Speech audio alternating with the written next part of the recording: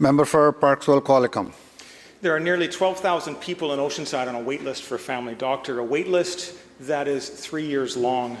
In a community with more seniors than any other community in this country, that means that people are waiting longer than they should for access to cancer tests, they're waiting for hip and knee referrals, and they're waiting to get access to the health care they deserve, the health care that they paid for their whole lives. Island Health has been renting a vacant space in a rural part of our community for more than 2 years with the promise to build a new clinic. The space doesn't meet the zoning, and it is currently ballooned to nearly $2 million. But we have two family doctors that want to work with Island Health to work out of this clinic, but Island Health has refused to adapt their plans to get these doctors into this facility. They are refusing 2 doctors to come to our community. They are refusing 3,000 patients to get connected with primary care.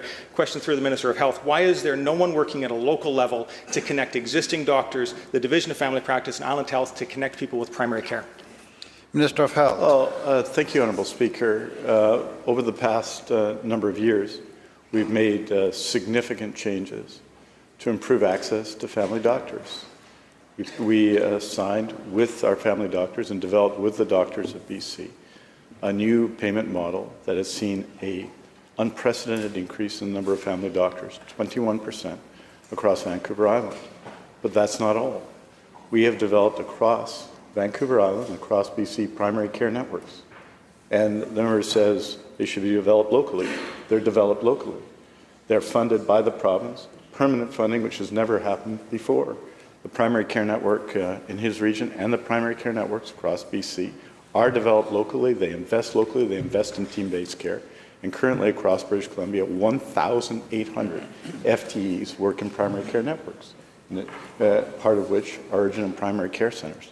So we work, as he well knows, with doctors and nurse practitioners and healthcare professionals and communities everywhere to establish community health centers in communities across BC, from Rutland, Honourable Speaker, to Lake Country, to Souk, to Vancouver, to Surrey, and we're going to continue to do that work. Member supplemental. Thank you, Speaker. The Minister mentions the primary care network. The Executive Director of our primary care network just quit. All of the admin staff of our primary care network just quit. These are people that want to get things done, but government keeps getting in the way. The red tape and the gatekeeping is keeping patients from having access to health care. My office is working with advocates and a local nonprofit to get a community-led clinic going, and through this process we have met 6 foreign-trained doctors in our community that are trying to get their credentials recognized. Doctors with years of experience that are getting stuck in processes that other provinces have found the way to get doctors through. Nova Scotia has shown leadership. Why is it in the province of British Columbia that government is in court right now fighting to prevent foreign-trained doctors to having access to residency spaces at UBC? Minister of Health.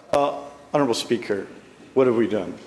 We've increased the number of spaces at UBC by 128. 128, that was work done by the Ministry of Health and the Ministry of Post-Secondary Education.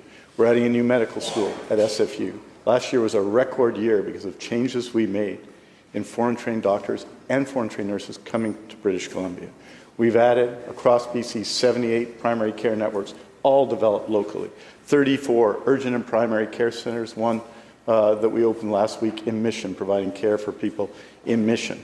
And on Vancouver Island, you see the effect of this, 21% more doctors. There is not a health authority in Canada that saw the increase in longitudinal family practice doctors that we've seen on Vancouver Island. And we're going to continue this effort with action after action after action.